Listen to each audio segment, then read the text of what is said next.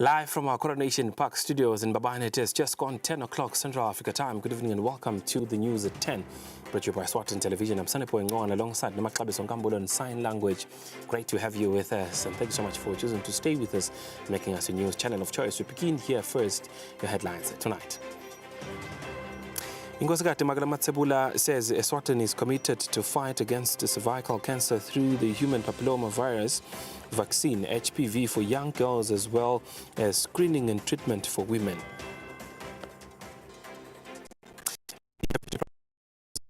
Deputy President David Mabuza was someone who was not afraid to share that he is a Liswati, as Mabuza attended all traditional ceremonies.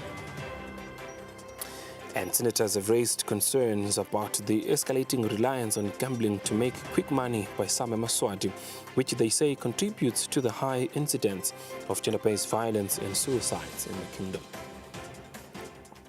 Good evening, the news in detail. We begin here. Our first story. Inkosikazi Mabuza says Eswatini is committed to fight against cervical cancer through the human papillomavirus vaccine, HPV, for young girls, as well as screening and treatment for women. Inkosikazi was speaking during the launch of the Cervical Cancer Elimination Acceleration Plan in an event that was held at the Happy Valley Hotel at Eswatini.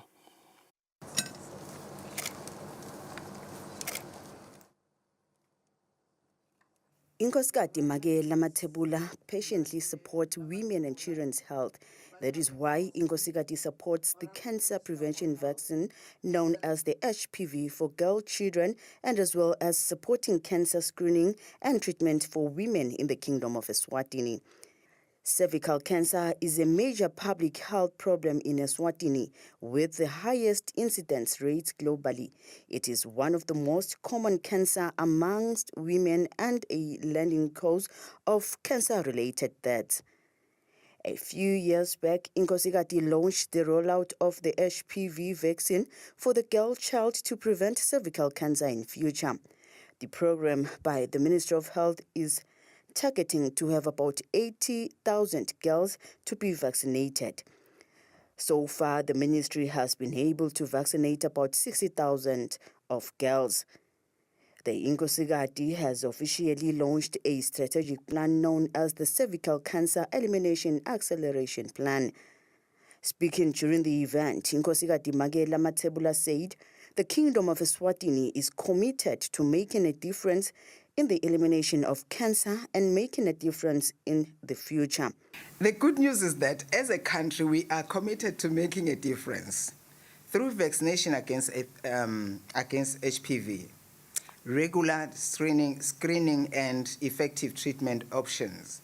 We can significantly reduce the disease burden and deaths associated with cervical cancer. Our National Cervical Cancer Elimination Acceleration Plan is rooted in the following core pillars. That is, 1, strengthening health systems, governance and coordination. This involves enhancing the capacity of the National Cancer Control Program.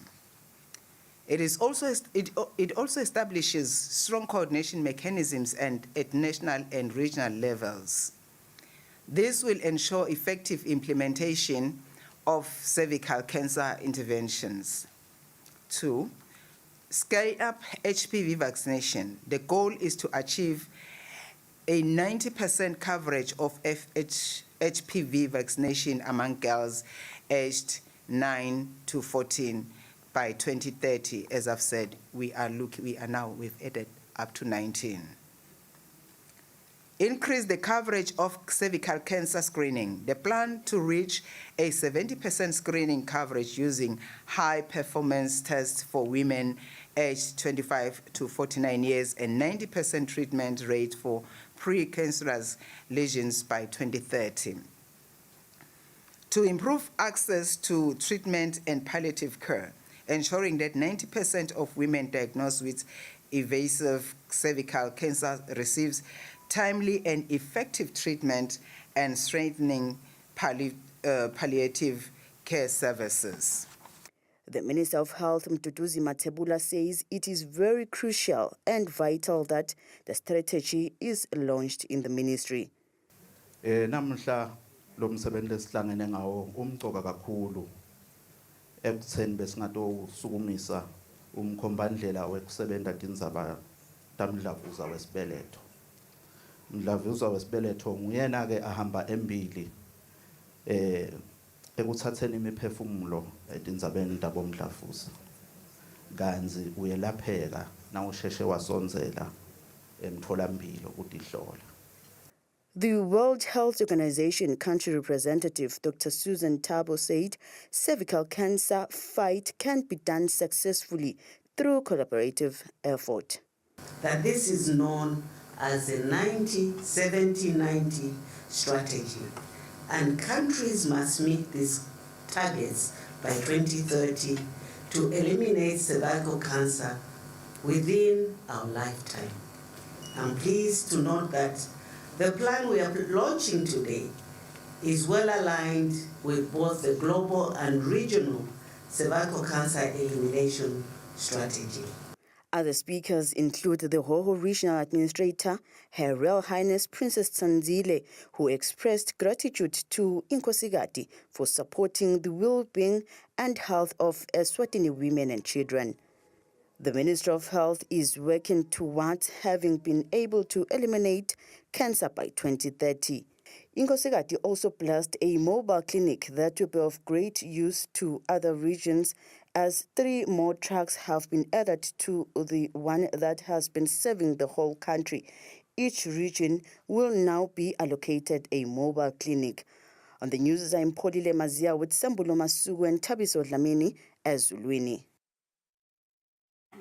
The Deputy Prime Minister says former Deputy President David Mabuza was someone who was not afraid to share that he is a Liswati, as Mabuza attended all traditional ceremonies. And the TPM made these remarks at Ngwenya border on their way back to the country.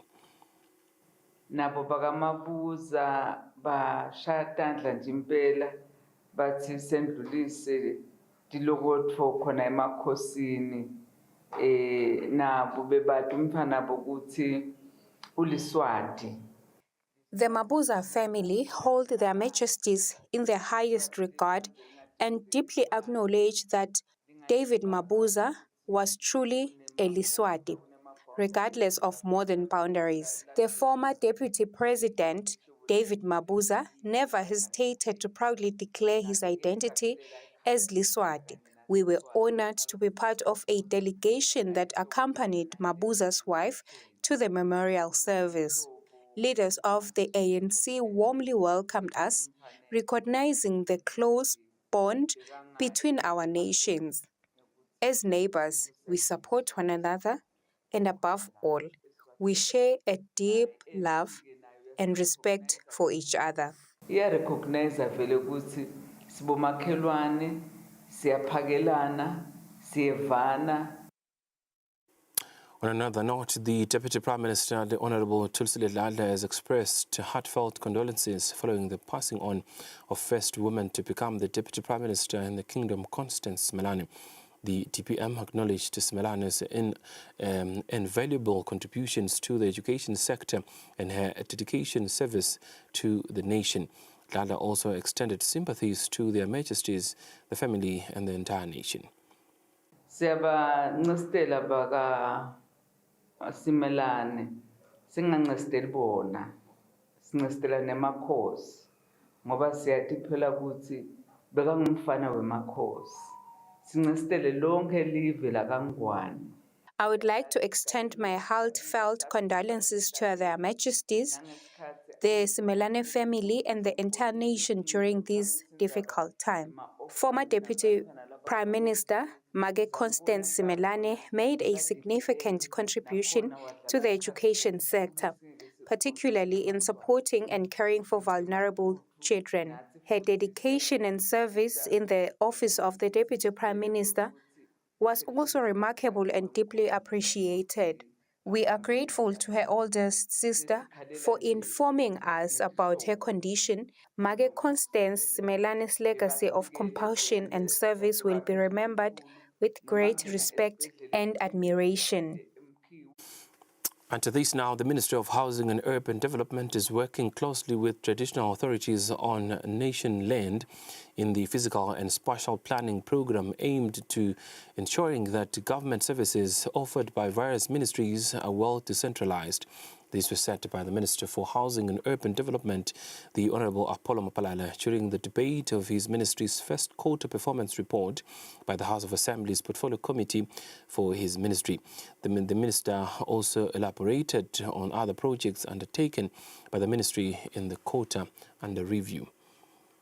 Out of over 138 million emalangeni released for the ministry to use during the first quarter of the financial year 2025-2026, the ministry has been able to expend over 134 million emalangeni. The Minister for Housing and Urban Development says the ministry does not only concentrate on the development of towns and cities, but also works with traditional leaders in developing their respective rural areas. The minister also explained other projects undertaken by his ministry. See, extend the EMA services beyond urban areas. All along, and predominantly, but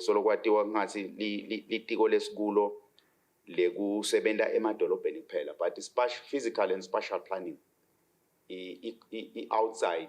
He says the ministry has extended services to rural areas as the ministry is not only concerned with towns and cities. He says many chiefs approach the ministry for this assistance so that the ministry helps them with spatial planning frameworks in order for Eswatini to get all services. He says the Rating Act review was also started and focuses mainly on the regulation of the rating of immovable properties in towns and cities. Members of the Portfolio Committee on the Ministry of Housing and Urban Development then made interventions to the report. Indlela le calculator ngayo imali yekuthenga yemhlabathi kulama informal settlements seyisuka ifananiswe nanama formal settlements. Members of the Portfolio Committee lamented the high cost of land in informal settlements, which is now at same level as formal settlements. The 13 million emalangeni reserved for the celebration of the National Fire Day, the renewal of contracts for the fire department's retired officers, and the influence of chiefs who may want to hinder the expansion of urban boundaries.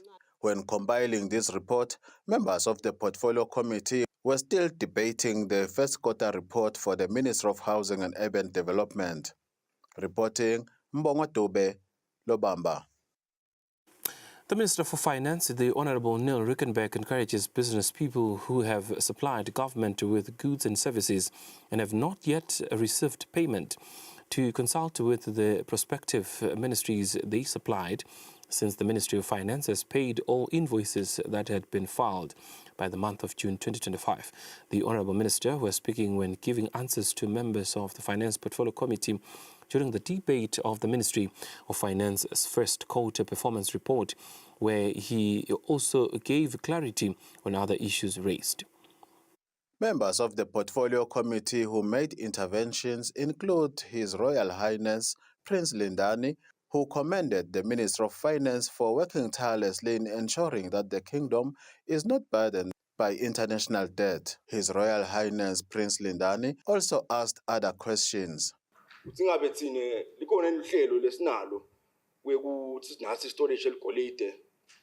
Golide Central Bank.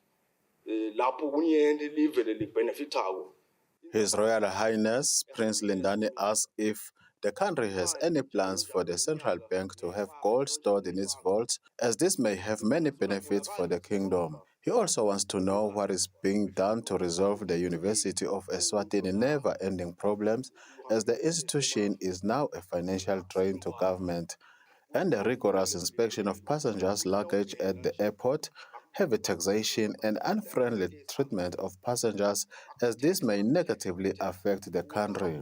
The strategic oil reserve, the money is released. We would like to start doing it now, but there's nothing in the budget for strategic oil reserve. And so hence we are, even though I think what we need to understand the strategic oil reserve is that the money is going to ENPC directly, even though it's coming through government, it's coming from Taiwan to government, from government to ENPC. The payment thereof is coming from ENPC to government to Taiwan again. Honourable Chairperson, I do believe that exponent, we obviously have a task team that's working on this very hard. The recommendation from the Parliament's task team that was put on to look into the matter was saying let's possibly consider, they gave us a few options of things to do, but the one was to try and possibly negotiate. We did find that the task team that is working on it currently found that they can possibly use anti-money laundering legislation to be able to pursue some of these debts. In the first quarter of the financial year, the Minister of Finance was able to use over 219 million out of over 233 million released for use in this quarter. Reporting, Mbongwa Dube, Lobamba. Now, senators have raised concerns about the escalating reliance on gambling to make quick money by some Eswatini, which they say contributes to the high incidence of gender-based violence and the suicides in the Kingdom of Eswatini. Senator Fezeka Dlamini, seconded by Deputy President Senator Ndumisa raised a motion to the Minister for Tourism to bring the House in a period of 21 days a report on the establishment of the gaming addiction fund and how it will be used. This was after cabinet ministers presented their ministries' prospective first quarter reports. She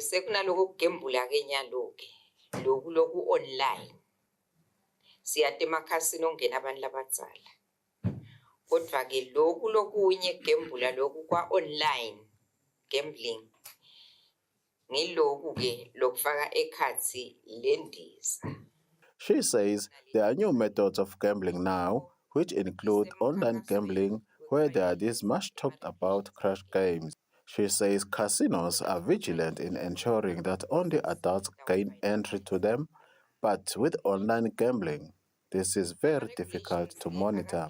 She says the ministry is currently finalizing gaming regulations, which entail a number of things, such as the Gaming Addicts Fund, establishment of rehabilitation centers, and the establishment of the schedule of fees.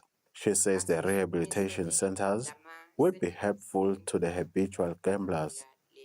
She says currently the arrangement is such that any person who comes forward with a gambling addiction problem is assisted individually by the ministry.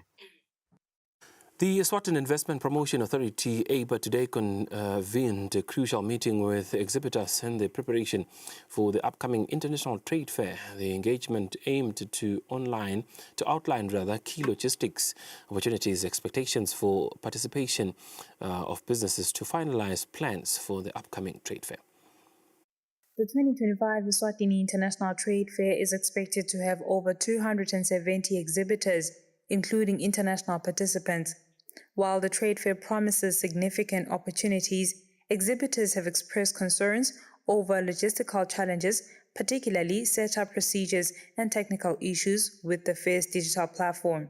Maybe say crash the system sekufika lelanga leku ngena kwalaba lesibaletha kuconcept abasakhona ngena because the system even ema glitches. Kulomhla ka6 batawadzinga lama extra tags or batawufika nje bangena bangenteka ukhanza ukuthi bo MD sengibo laba noma bo board chair labatawukhulumela asekunengwenya. So how do you then address the issue around the tax and even the opening? The opening is much better because everyone is allowed to come in somehow, but it becomes a challenge for staff members when they have to change and their identification is on one officer and additional tags. Can we apply for additional tags at a cost? In response, the Eswatini International Trade Fair focal person Sipesihle Nkabinze assured the exhibitors that AIPA is working tirelessly to ensure that businesses seamlessly participate in the fair without technical issues that could hinder their ability to network effectively with potential investors. So even this year, we have them as identifiers for both our exhibitors and our vendors. The tags basically, I think we will share as to how we distribute them. All our floor plans will be uploaded on the app, but we can email you on request that plan maybe so that you can look at it with your constructing company or the service provider that will be assisting you in setting it up there. So I think we will, from the 18th, we will have our floor plans uploaded on the app, basically. Yeah, on 18th of this month. I think it's, if I'm not 14th, it must be Thursday or so. Yeah, so I think we'll be having them uploaded on the platform. The annual fair will feature exhibitors in sectors across agriculture, manufacturing, and tourism, among others. The International Trade Fair is set to take place next month from the 29th of August to the 7th of September 2025. For Eswatini TV News, Nosiles Tole, Vumingo Sinzinisa, and Derek MCB, Manzini. Right, let's segue into the world of business, where we take a look at financial indicators to give us a sense of how markets have performed today in the Up Next financial report.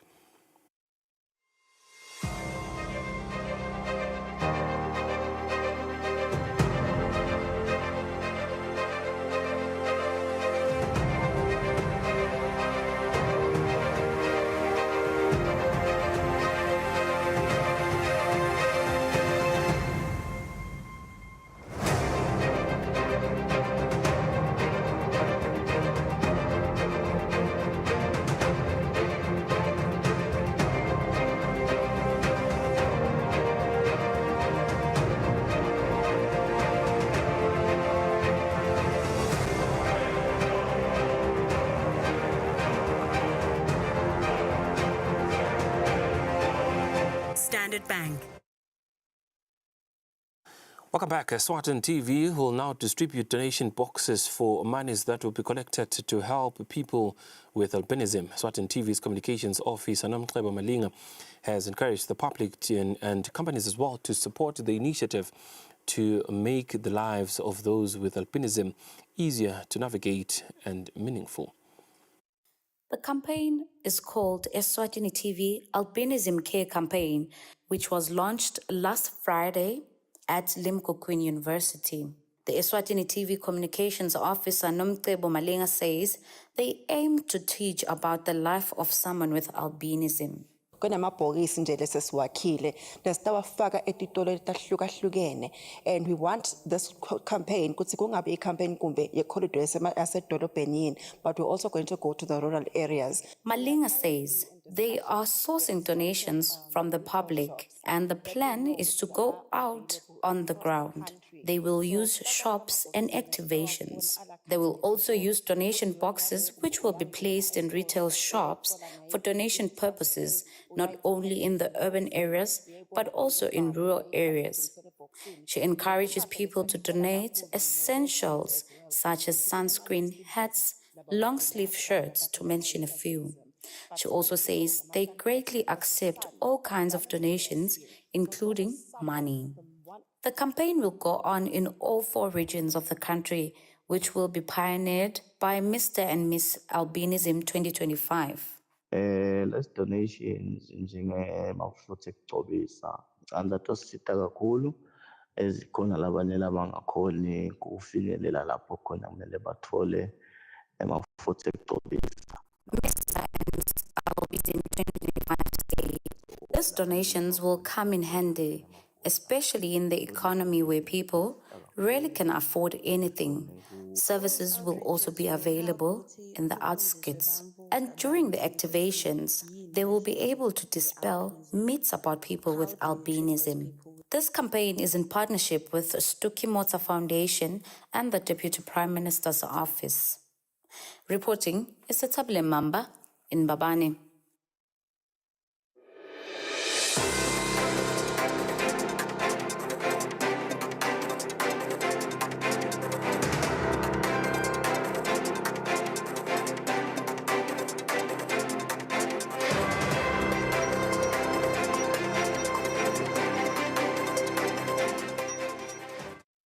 Let's shift gears now into the world of sports. Franz Mahosho, who is an expert and works in the development department at FIFA, says the organization is on a mission to assist countries that seem to be lagging behind in the development of football. Now, the process begins with educating coaches, especially those who work with young players.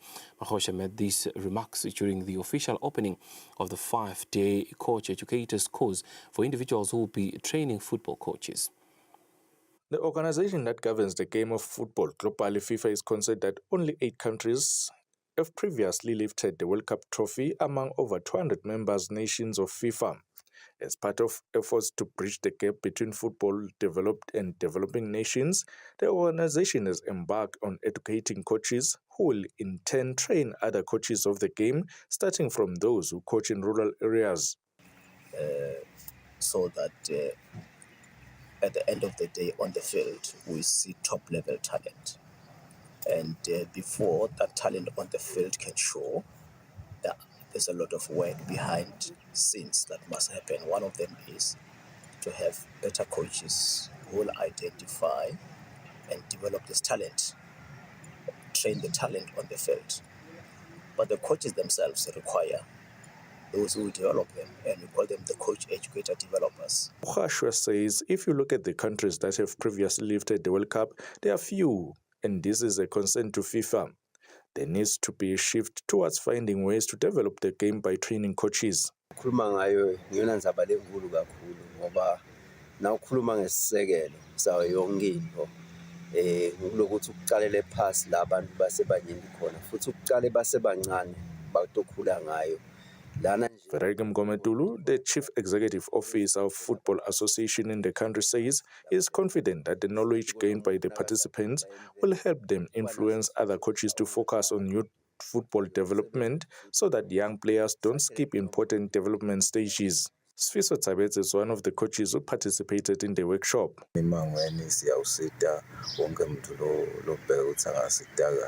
So as a coach,